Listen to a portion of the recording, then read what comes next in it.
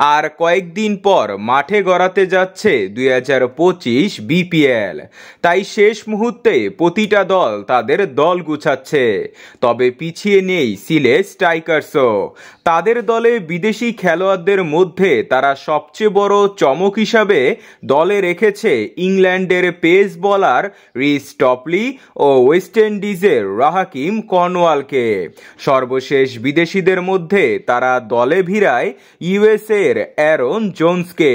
তবে এবারের বিপিএল এর জন্য তাদের দলের দিকে তাকালে দেখা যায় তাদের টপ অর্ডার থেকে শুরু করে মিডল অর্ডার পর্যন্ত ভালো ভালো ব্যাটসম্যান রয়েছে।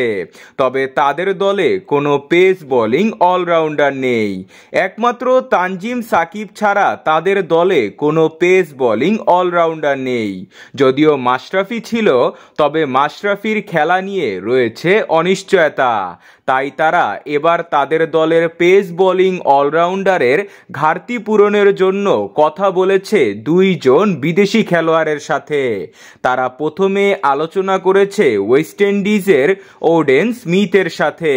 ওয়েস্ট ইন্ডিজের খুবই শক্তিশালী pace bowling allrounder Odean Smith, যদিও তার আইএল টি20তে অন্য দলের সাথে চুক্তি রয়েছে, তাও তিনি বেশি ম্যাচ খেলতে পারবে না।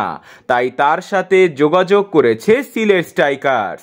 সর্বশেষ তারা আলোচনা করছে আরেক ওয়েস্ট ইন্ডিজের অলরাউন্ডার জেসন হোল্ডারের সাথে, যার আইএল টি20 ও এসএ টি20তে অন্য কোনো দলের সাথে চুক্তি নেই।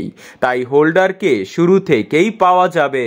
যদিও ন্যাশনাল ডিউটিতে তখন ওয়েস্ট ইন্ডিজের টেস্ট ম্যাচ রয়েছে, তবুও তাকে দলে না ডাকার চান্স বেশি। তাই তার সাথে ডিল ডান করার চেষ্টা চালাচ্ছে সিলেট স্ট্রাইকার্স।